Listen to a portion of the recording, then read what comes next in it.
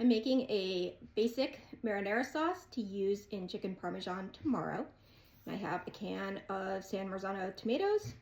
I have some dried parsley from the garden. I would normally use this fresh parsley, but it's -10 degrees, so I have dried.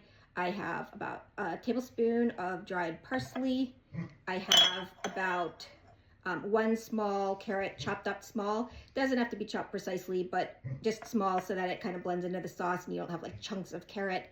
And then I have 1 small onion, or you could use half a large onion, chopped pretty small, and some minced garlic, about 4 cloves. I have some pepper flakes from the garden, oregano from the garden. I'm going to use, this is a homemade garlic scape salt. You could also just use regular salt. That's totally fine. Some people, instead of using, say, carrots, use sugar. I just like to use carrots for the more natural sweetness. I'm going to add just a little splash of red wine as well, but you could totally leave that out if you don't have it. Okay, I've got the coated cast iron with some olive oil in it, just a little bit of olive oil to stop things from sticking. And I am putting in my onions and garlic and the carrots, and then I'm just going to cook these until the onions are translucent. So I have these on a medium-low heat until the onions get to translucent, and I'm just giving a stir every now and then to make sure that they don't burn. So just stir occasionally. Now our onions are translucent. We're going to add in, just like I mentioned, just a little splash of red wine. Again, you can omit this if you don't have it, and we're just going to let that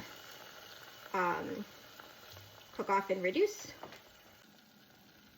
Now that our wine has reduced, we're going to add in our can of tomatoes with the juices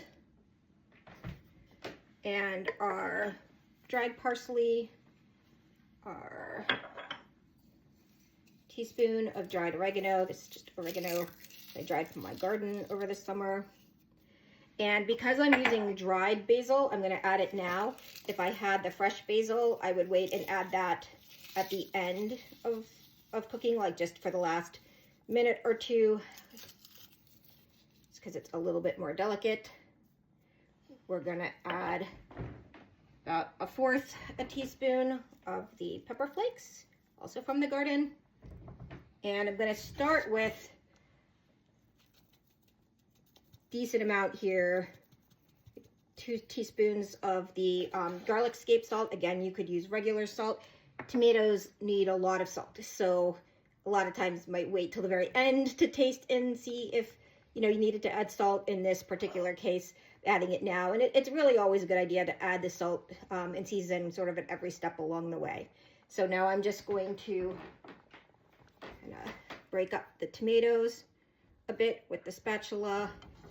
And then this is going to cook on low for at least 20 minutes, just stirring occasionally to make sure that nothing burns. This is the type of thing that does well, sort of the longer you can let it simmer and marry all the flavors, the better.